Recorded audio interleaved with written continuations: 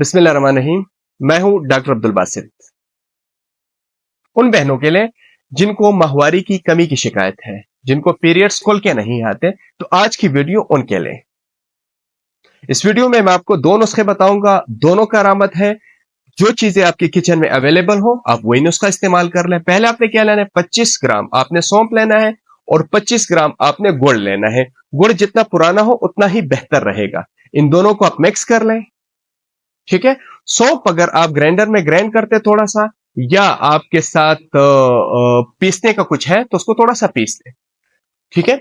और आपने 1 लीटर पानी में डाल देना है। इन दोनों को आप उबाल लें। जब पानी आधा रह जाए तो सुबह शाम इससे 1 कप आपने खाली पेट पीना है।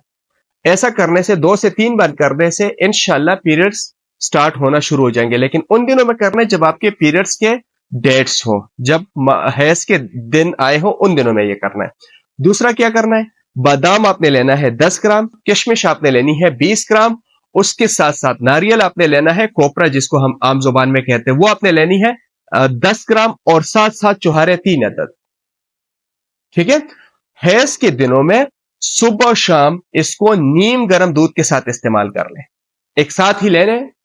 बादाम मुंह में डाला, नारियल डाला, किशमिश डाला, ऊपर से चुहारे डालें और इसको चबा चबा के खाएं। ऊपर से 1 कप नीम गर्म दूध पिए। इंशाल्लाह 2 से 3 बार ऐसा करने से पीरियड्स खुल के आएंगे।